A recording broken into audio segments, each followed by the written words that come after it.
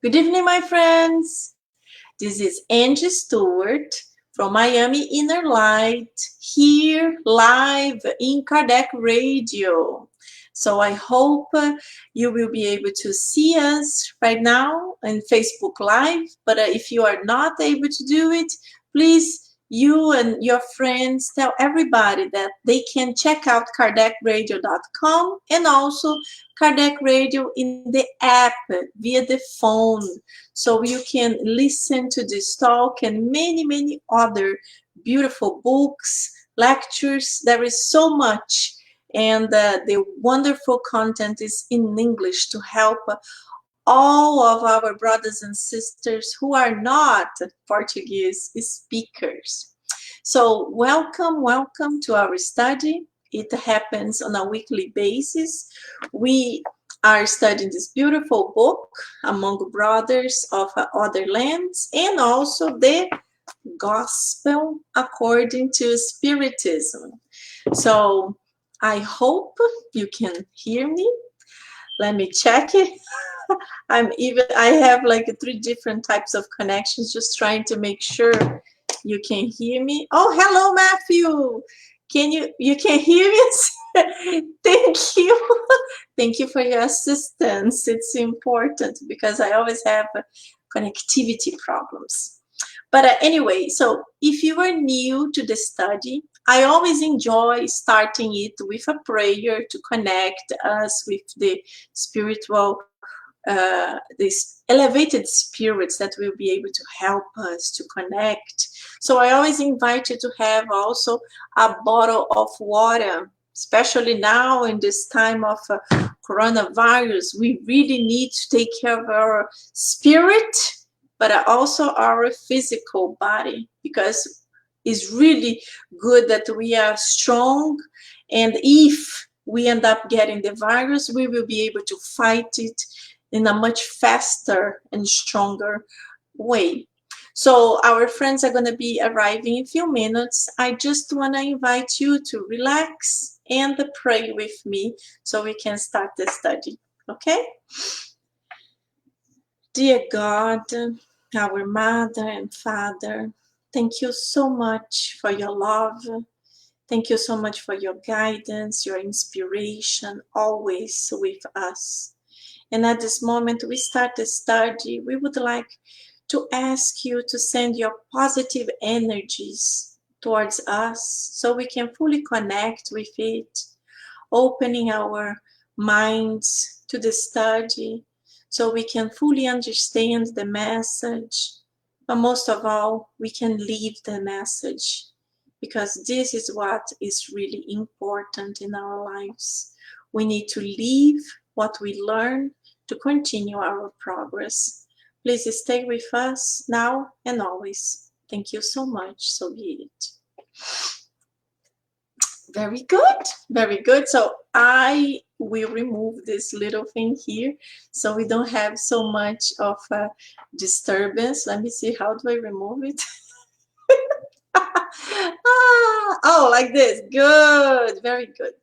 Okay. So as I always do, I read the text, and then we can make comments. You can make comments.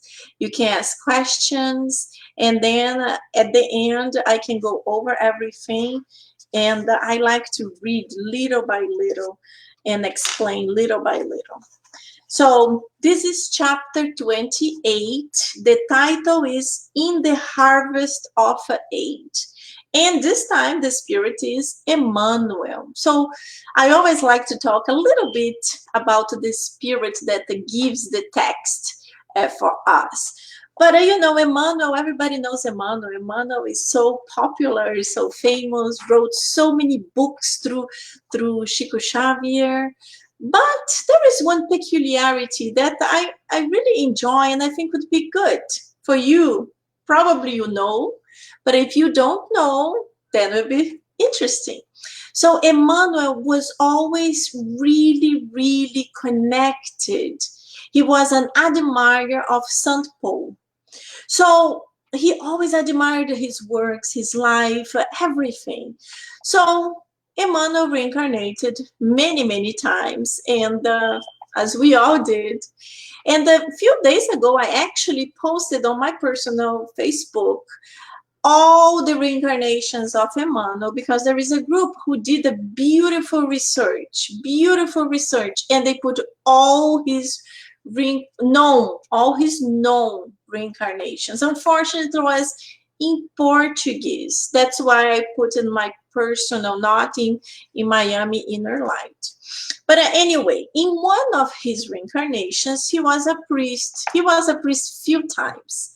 But in this one, he was a priest in Brazil. In Brazil. And his name was Manuel da Nóbrega. So the priest Manuel da Nóbrega was really loving and very connected with Brazil, working with the indigenous population, bringing them some knowledge of Christianity in that time. And then working with this population, he decided to open a school. He wanted to open a school in a location, and the name of the school was Saint Paul, because of his love and admiration for Saint Paul. And then he's praying to get inspiration on when he should do it and how he should do it, blah, blah, blah. And then through his dream or his visualization, and we don't know exactly, he saw Saint Paul himself. So Saint Paul himself appeared to him and told him, Manuel, my son, the idea of a school with my name is beautiful, but in reality, I want you to open a city, to found a city.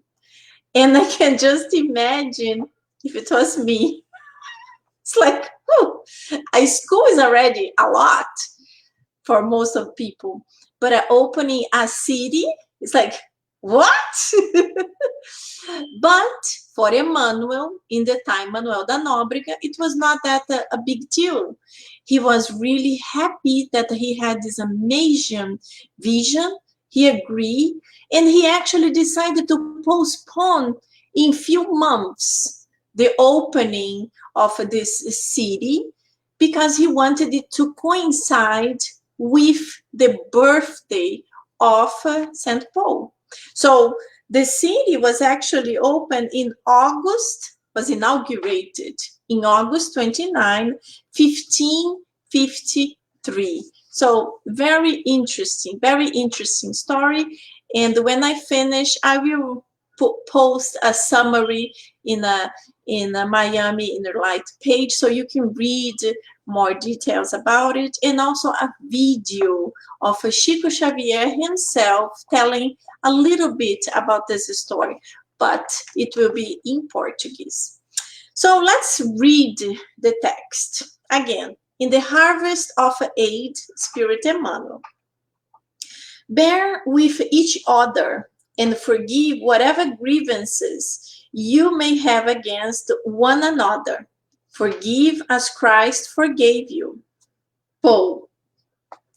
And then the text starts.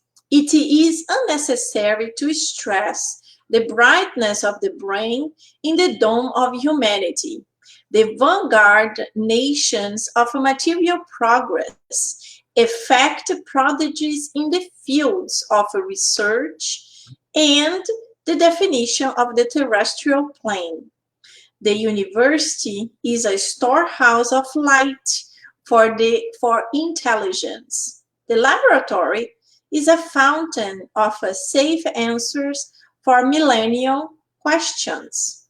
However, in the sphere of spirit, discord and despair, disgust and disappointment still remain.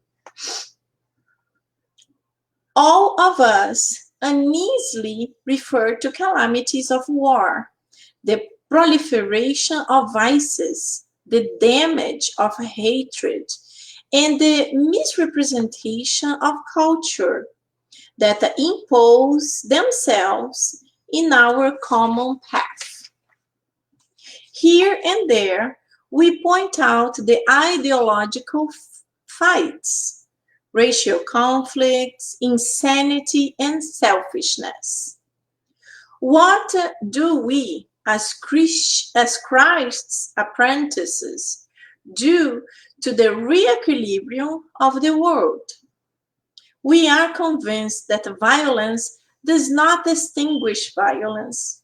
Besides that, we do not ignore that Jesus called us so we understand and help, construct, and reconstruct for the goodness of all. Let us think about it. Do not claim isolation or smallness to give up on the edifying effort that is on us. A humble fountain warrants the oasis in the dry land, and only one lamp wins the force of darkness.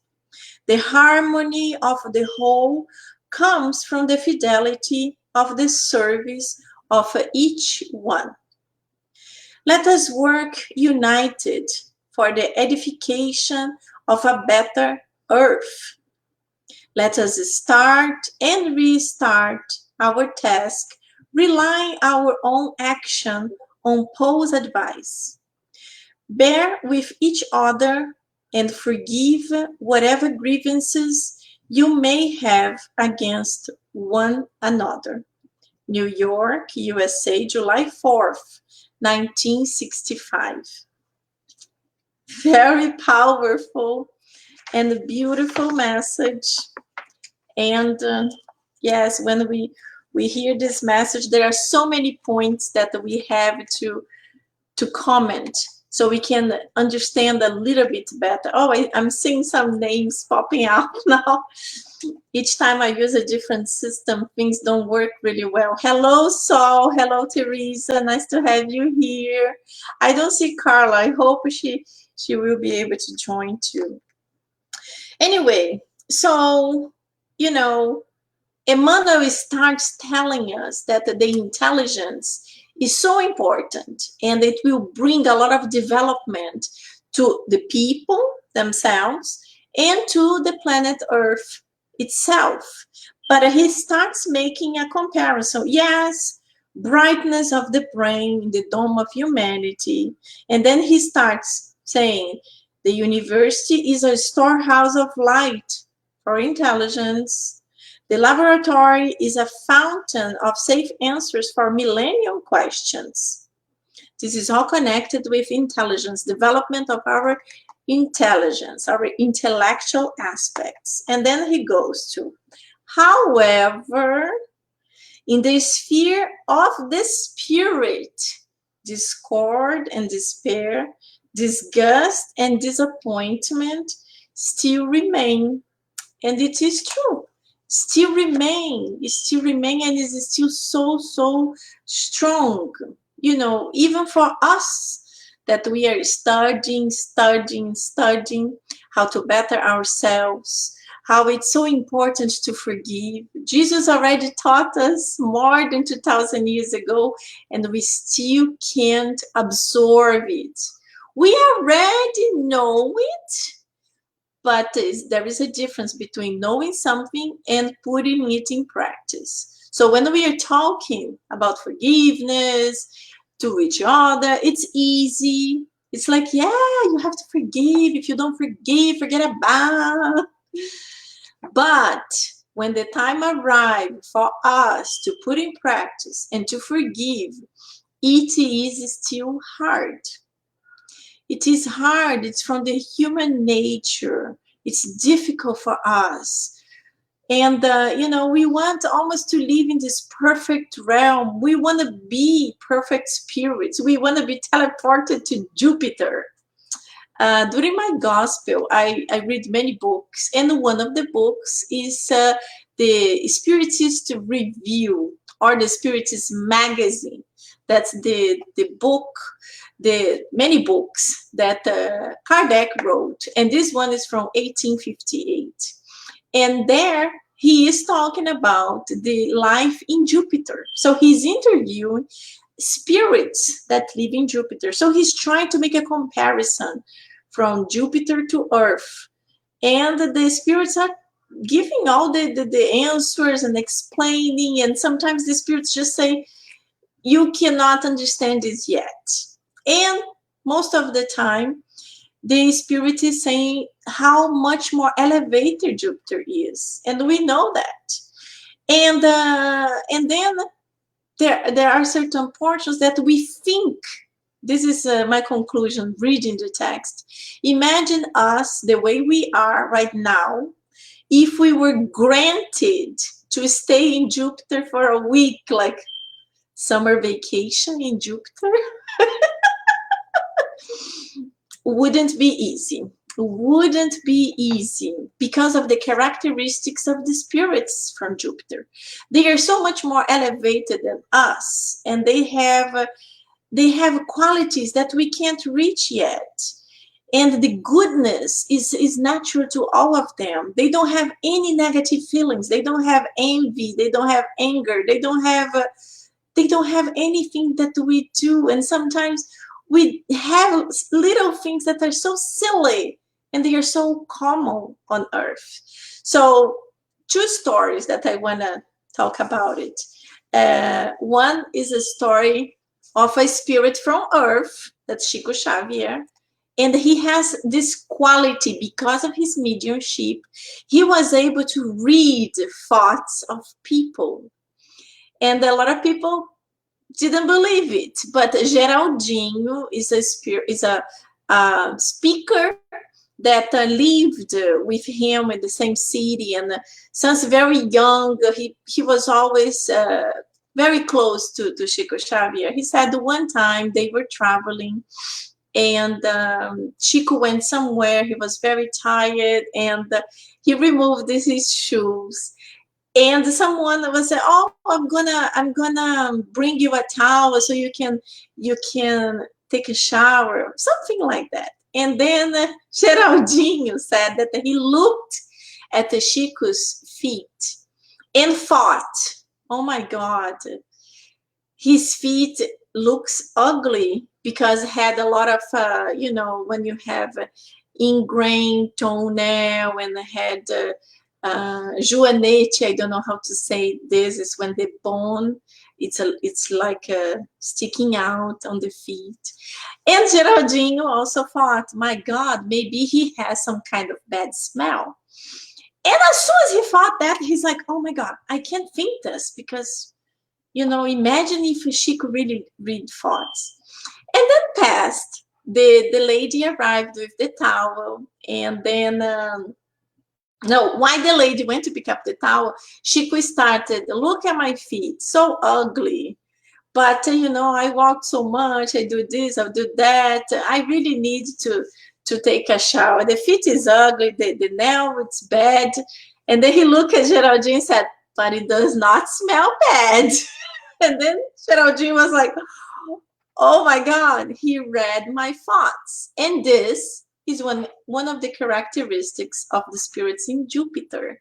So I just gave you a simple example of a simple thing, that Geraldinho thought towards Chico, who is from Earth. Imagine us going to Jupiter for a week.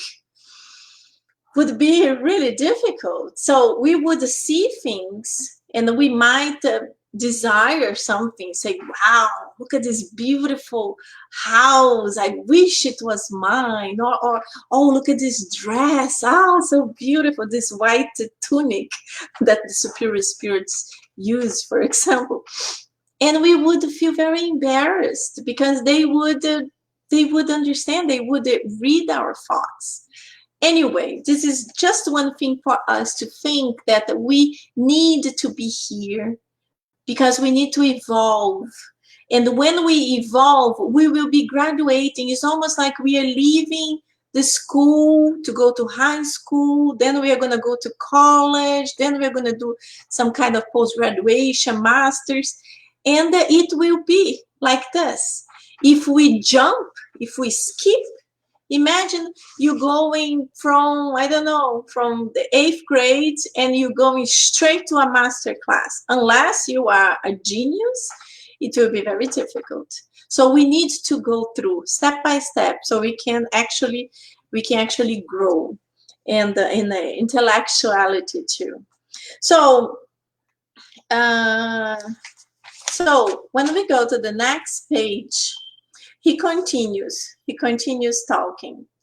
And he says, here and there, we point out the ideological fights, racial conflicts, insanity, and selfishness. So these are the problems of Earth. This happens all the time. This is happening a lot nowadays. A lot, People discord of anything people are fighting about.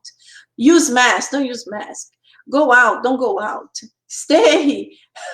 It's like it's difficult even for us to take decisions. So people should connect on what they have in common. They should try. They like talking about us too.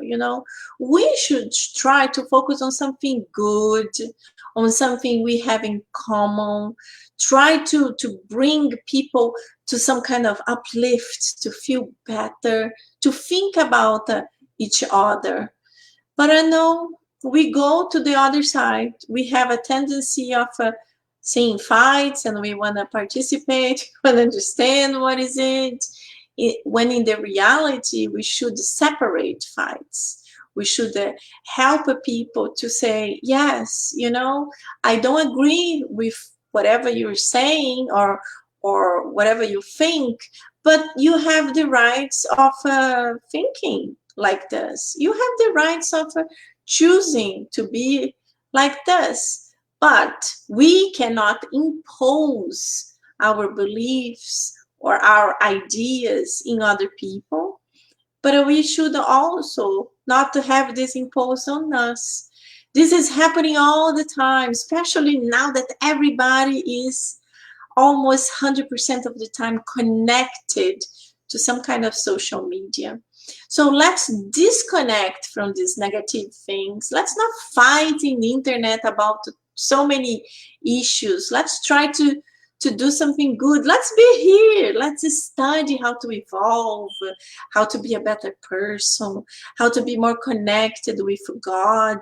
This will help us in our moral process of growth. It also will help us to connect with goodness. So we are not going to be surrounded by all these negative vibrations of stress, of hatred, of fights, of anger, of so many things.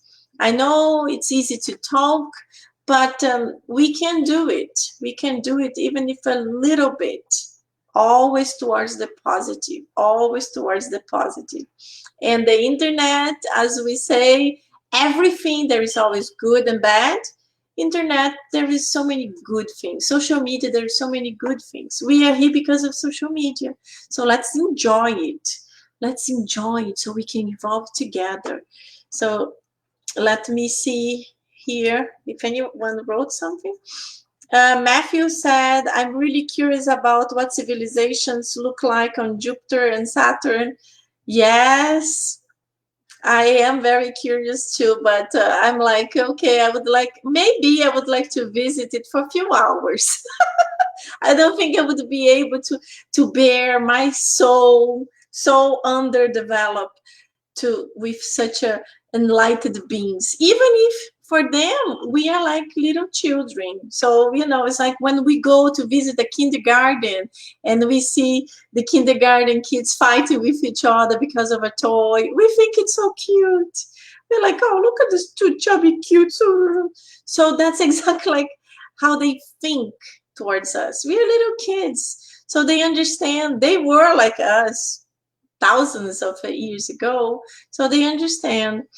But if you're able to acquire this book, Matthew, you will really enjoy. It's a Spiritist magazine, and this one I'm talking about is the edition of 1858. I can search for it and put also in Miami Inner Light later on. So Saul said, we would feel like a fish without water. Yes, Saul. Yes, I'm just thinking how I would be there. Nora said, I was already getting my bags, bags ready. Nora, I love it. I was already getting my bags ready. Yes, this is cool. This is cool. We can all go, you know. Would be better if we could go together. So we stay together with our little group, just admiring, and our crazy thoughts will be with ourselves. Yeah, it would be really interesting to be able to visit.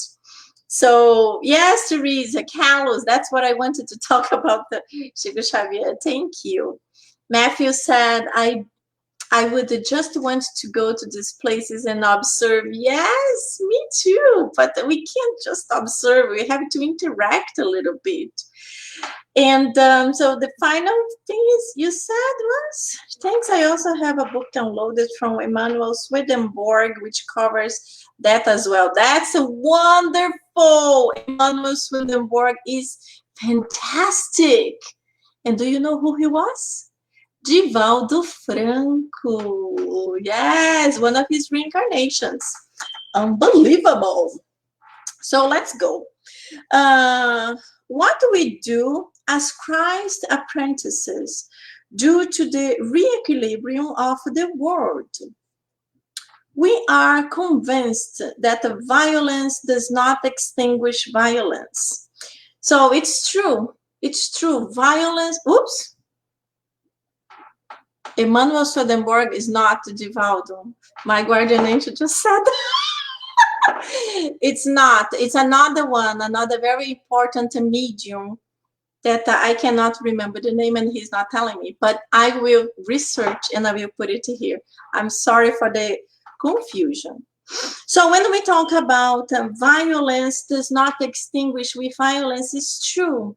Imagine we are having some kind of argument, some kind of a difficulty, and someone pushes somebody else. The other person will, you know, if it's more or less the same type, will push back. And this fight will just get worse and worse and worse. Nothing is going to be really resolved. So this is also the teaching from Jesus. Give the other side of your cheek. When someone slaps you, give the other side of your cheek. And for us, it's so difficult to understand that. Because it's almost like, what? Somebody is mistreating me? And I'm going to be calm and say, okay, hit the other side. But it's not what Jesus was trying to teach us. Jesus is not trying to teach us, oh, okay, come, I enjoy suffering. No, Jesus is teaching us that we have to learn how to be a pacifist. We have to learn how to win arguments in peace, much like Gandhi used to do. Gandhi was a pacifist. He was able to free his own country, India, from the powerful United Kingdom. He was able to win through a lot of peaceful movements. Imagine if he had incentivized his people to go fight. First of all, they wouldn't be able to fight even if they were much, much more in number. They were not bigger in armament, for example. So we have to win things through peace, and that's how Jesus was teaching us how to be more peaceful, how to be able to dominate our inner instinct, because we all have this inner instinct of being a little violent. Even if some people are more violent than others, we have this in us. If someone comes from nowhere and just push you and throw you somewhere, you're going to be like, what? Why did you do it? And it's very hard for us to be able to receive something negative like this and like, what happened? Are you okay? This is not a natural reaction for most of the people. But with the time, And I always like to say that when we get older, we get wiser, and we are able to control ourselves. We are able to control our emotions and behave in a little bit better way. So Emmanuel says, let us think about it. Do not claim isolation or smallness, to give up on the edifying effort that is on us. And he gives few examples. He talks about a humble fountain, warns the oasis in the dry land, and one lamp wins the force of darkness. So this is, what is this? That many times we think like this. Oh, you know, the world is so bad. If I was a millionaire, I would do this. If I was powerful, I would do that. If I was whatever, I would do certain things. And then we end up stopping ourselves because we start thinking we are very little. We are not important. We are not rich. We are not this. We are not that. And then we put the idea in our own minds that whenever I win the lottery, I will buy a house for the homeless, or I will buy a shelter for the animals, the dogs from the streets. So we end up stopping ourselves from anything because we think we can't. And in the reality, it should never be like that. As the examples Emmanuel gave, so powerful in a desert, when you have a little fountain of water, this is a blessing. When it's totally dark and you have a candle, this is amazing light. So we can be this water fountain and we can be this little light. So we shouldn't stop whatever we want because we are so small. And remember the power of community. Yes, maybe me by myself, I'm nobody, but I have friends and I have people that like my ideas. They enjoy many things that I do. So why not talk to these people and see if we can work together? So I think all of you know about a project that I have for many years already that that helps the homeless people once a year. Once a year, usually during Christmas time, that's when people are more like loving and more into helping each other. I go to all my neighbors, all the people I know in my neighborhood, and of course, in the spirit centers, I know the places I speak, and I talk to them about this initiative. And I tell them about the loving bags for the homeless. And it's such a simple project and it's so beautiful. Anyone can do it. When I started this project many years ago, I decided to start it by myself. Myself, really, because I told this story here. I met a homeless in a McDonald's many years ago, super handsome young guy. I bought him food. He disappeared. I found him. And when I was able to give to him, he was crying. He had passed by a very bad situation inside the McDonald's, people throwing him out. And I was so touched with that situation. And I saw him sweating in a very cold New York City winter time. So in that moment, I knew he was a drug addict. He was a drug addicted and homeless. But he is my brother. He's my brother. And he was on the streets without food, without a shelter, and,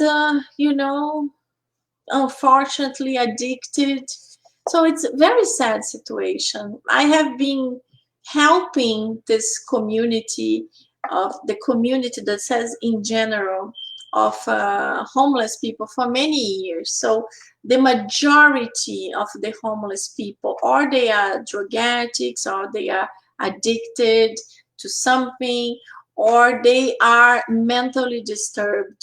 So in whatever is the case, of course, there are also people that unfortunately they lost the jobs, they lost the houses, but this is a minority. Unfortunately, this is a minority, but it doesn't matter. It doesn't matter, because they are our brothers and sisters who are going through a very, very hard time.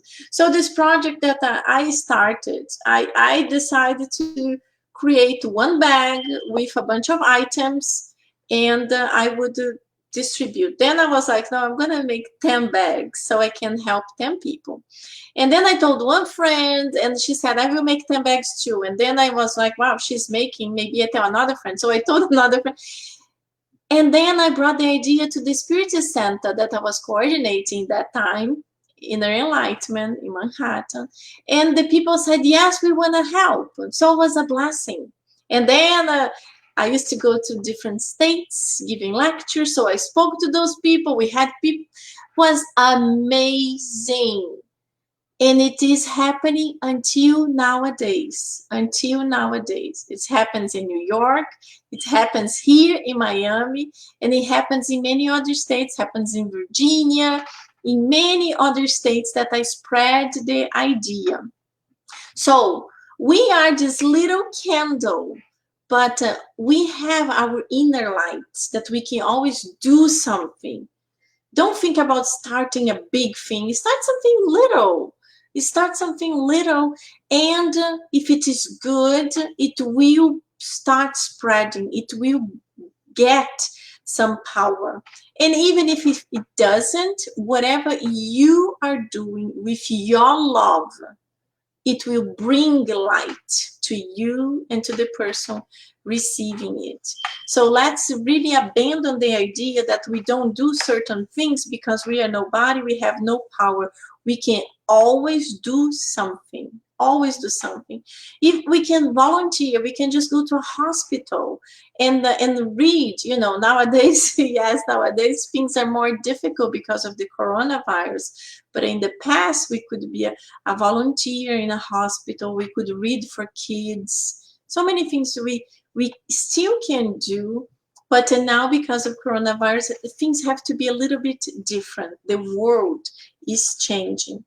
So to finalize, because we need to go to the gospel, the final points here, it comes like, let us work united. I just talked about that. For the edification of a better earth. Yes. Remember Barack Obama? Yes, we can. Yes, we can. Together we are stronger. And then let us start and restart our task, relying our own action on Paul's advice. Bear with each other and forgive whatever grievances you may have against one another. So the message is forgive and edify together. We need to learn how to forgive. So when we forgive our brothers and sisters who have issues against us, who they don't understand us, they are against us because of some reason, let's forgive it. Let's forgive this. Let's not think about it. Let's hope they will also be able to forgive whatever they are, so we can work together. We can empower each other. Even if this forgiveness might be difficult, if you cannot love this person yet, you can just forgive and try not to think about it. Try to think this person is sick for whatever reason. That's why he's acting like this against me. So let's take some distance from this person, because yes, I'm not saying that abandon, but we have to understand each other. We have to understand ourselves too. If it's very difficult for me to forgive, if I can actually start hating, so it's better for me to be a little bit far from this person, to be distanced from this person, so I can work on my inner feelings and then my forgiveness process. So this is what it's important. And let's connect with the people that have ideas that are similar to us, that they will be able to help us somehow. So, for example, when I mention the work for the homeless that I still do, there are a lot of people that don't want to help because they don't like homeless, because they feel like a lot of people, they are homeless because they are homeless because they want to get addicted, they ask for money to buy drugs or whatever. It is possible. I'm not saying that they are saints. No, they are our brothers and sisters in the process of evolution, full of mistakes, full of errors, like us. We have different issues. Whatever they have, we might not have the same, but we also have issues. So Jesus always told us, forgive 70 times 7, isn't that? So let's forgive always. Let's forgive their errors too. We are not here to judge. We cannot think about we are going to help just if this person does this and that, because then it's not really, you're not really being charitable. You are already judging something in order to help. So lots of people, they don't want to help for it, and it's fine. I have no problems with it. I understand you. I understand you. But don't stop from helping. If you don't want to help the homeless, so help the kids that have no mother and father. They need help too. Help the people that are sick, that the elderly from the nursing homes, that they need so much. And now I can just think about this time of coronavirus, how difficult it has been for them, living in their nursing homes alone, not being able to receive a visit. It's very painful and very challenging for them. So now more than ever, whenever we are able to visit, it would be wonderful if we could visit them to bring some love, some happiness. I am a member of a little group of people here in Miami. They also have in New York, that we go to the nursing homes and we sing, we dance with them. So it's beautiful. It's called Caravan of Love. So we go to the nursing homes. I don't play anything, but I love to dance and to animate. So I have friends, they play the guitar, and all of us, we can sing, and we can just bring joy. And you know, whenever you go just to see a different person, they feel so happy, so happy. So it's whatever charitable work you do, it is a blessing, and you are this amazing light in the darkness. So think like this, and never stop yourself from good doing good to the others. So let's go to the gospel according to the Spiritism. So we are now starting chapter 8. We are starting chapter 8. The title is Blessed are the Pure of Heart. And then we are going to read today, let the children come to me. That's what Jesus said.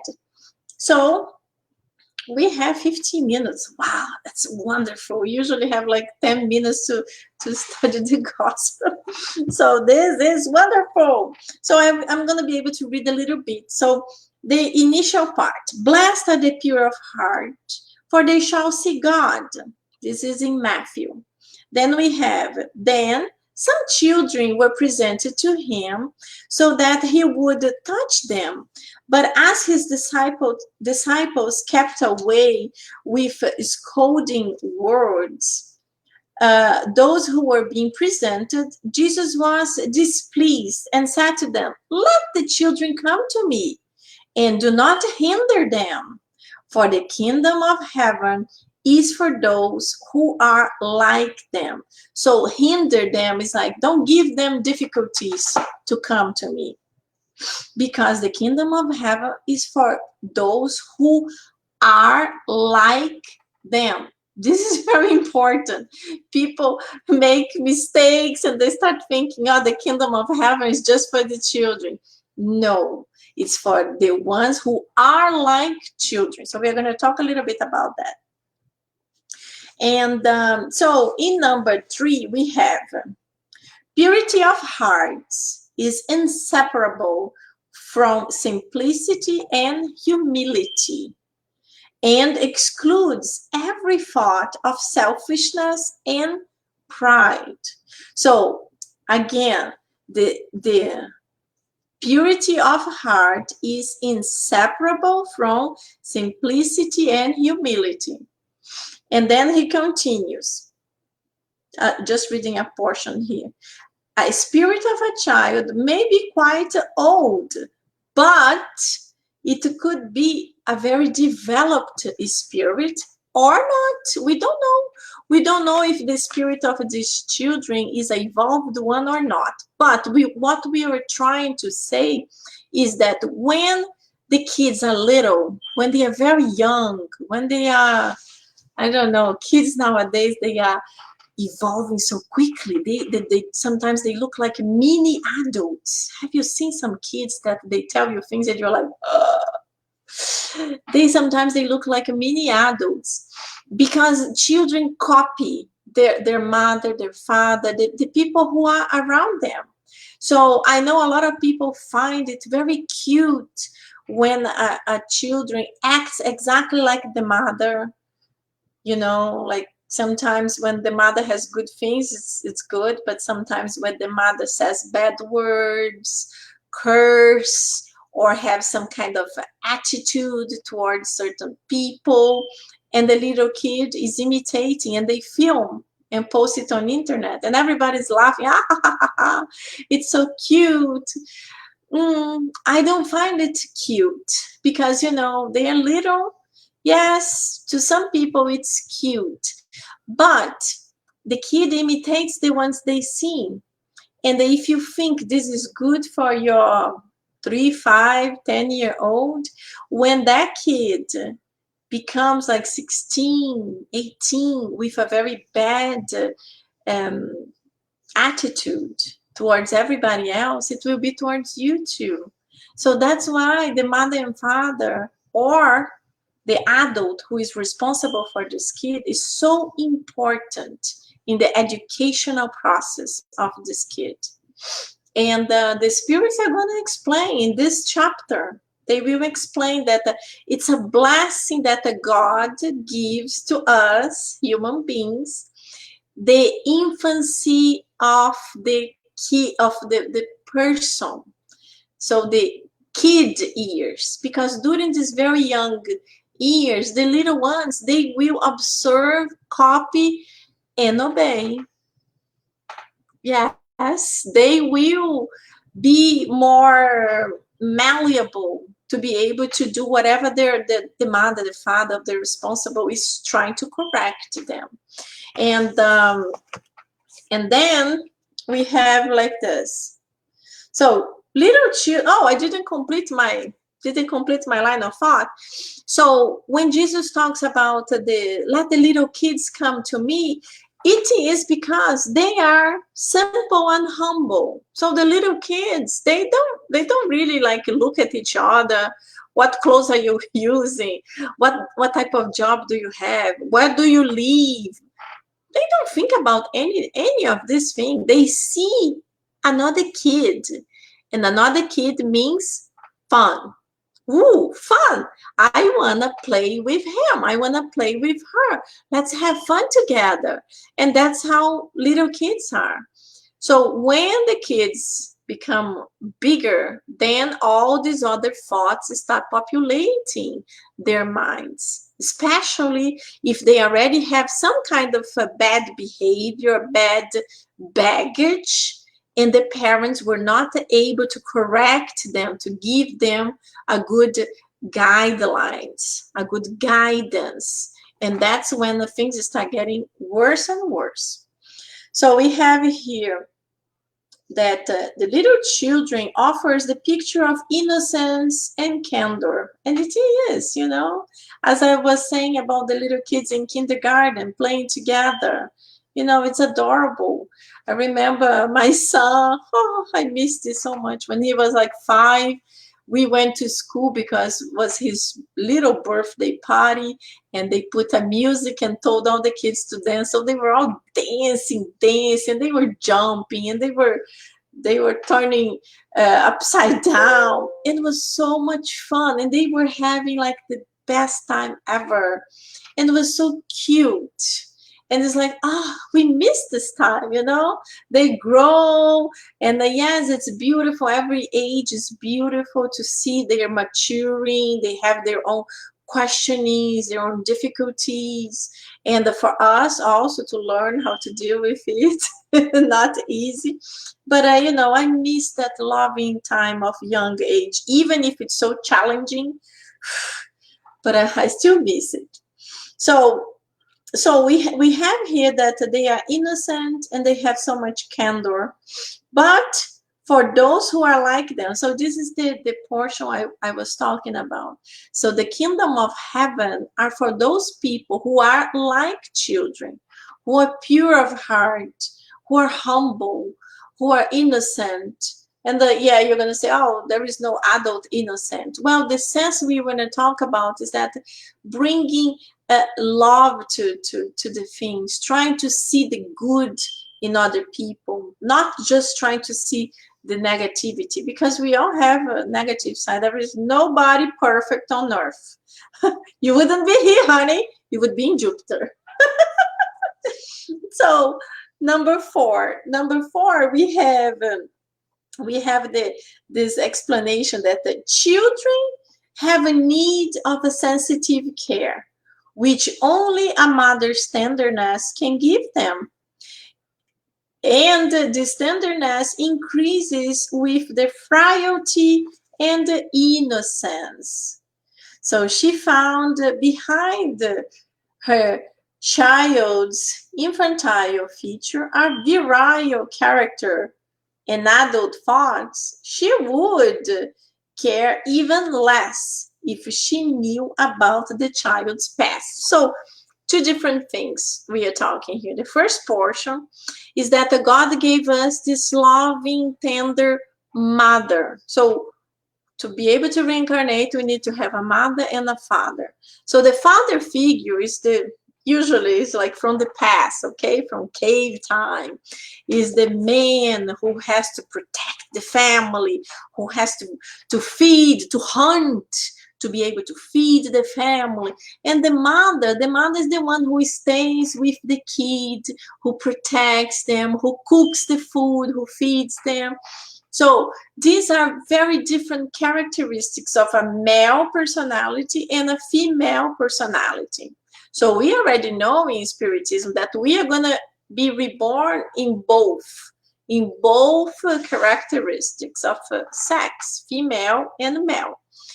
So what the spirits are telling here is that a woman is this tender being that will take care of that little child that needs to grow. So we know that a little baby, a human baby, if it's abandoned, if no one is taking care of him or her, he will die. In nature, most of the animals, they are born and with few hours, they are already running. Some of them, not even few hours. Some of them, they are born and they are already walking and running with their mother because they need that to survive. In the wilderness, if they are born and they can't move like human babies, they will definitely die. So God is very smart in every sense. But why, you must be thinking, so why God gave us this baby that can't really do anything? Because we are tough spirits. And the second portion that it talks about it, imagine if a mother received this little baby, and within few hours, this baby already is developed and look at you and says, "You are my mother? Oh, so you're my mother.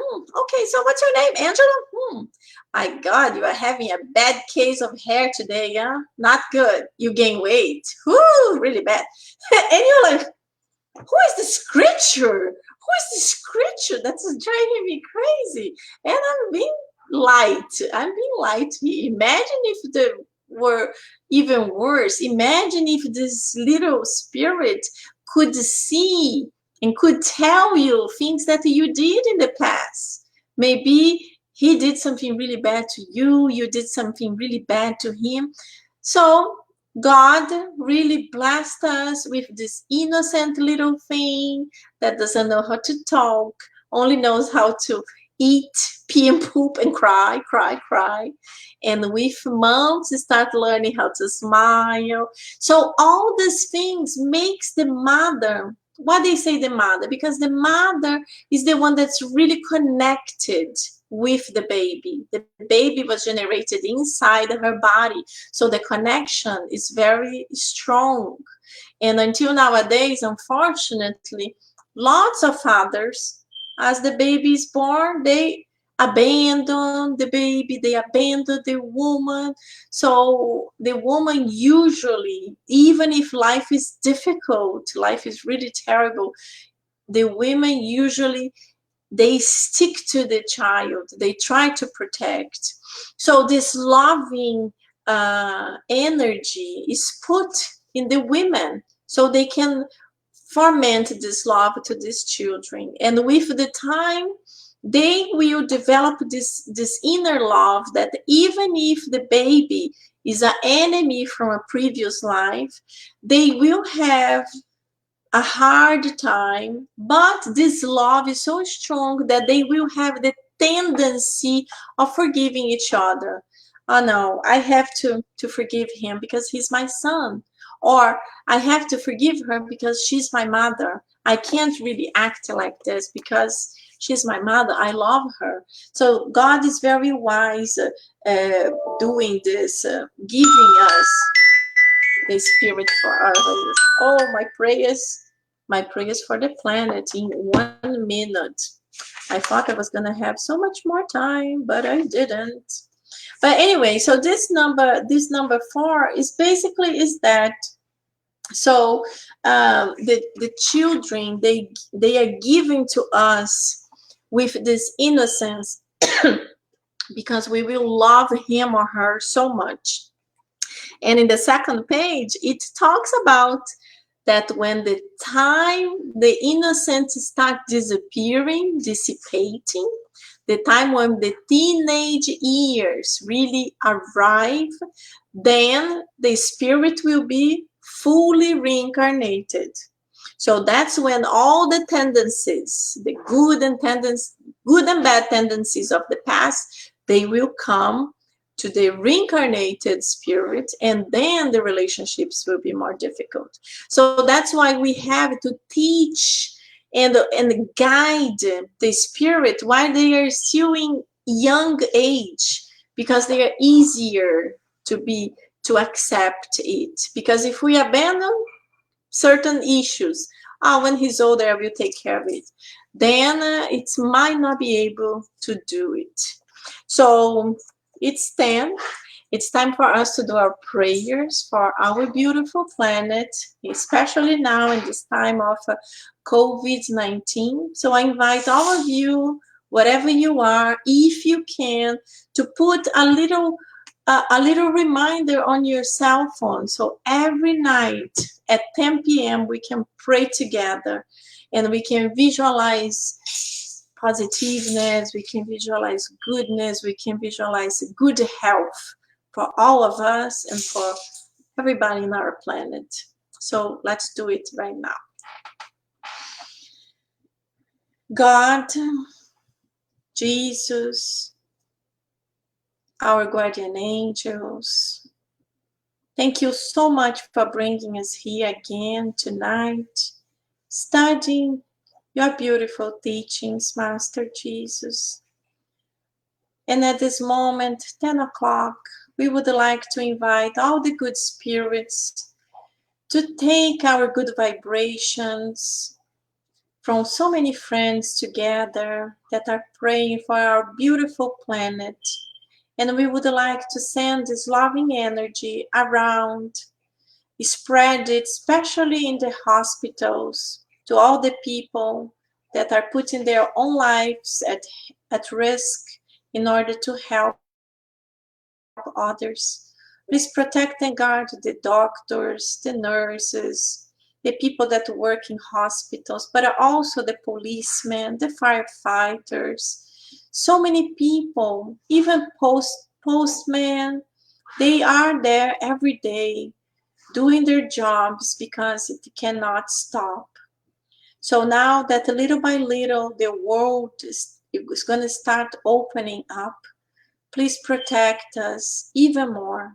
Give us the strength to go over any difficulties we might have, because there is light and there is always hope. Please stay with us now and always. Thank you so much. So be it. Very good. Thank you, my friends. Again, it was a blessing to be here.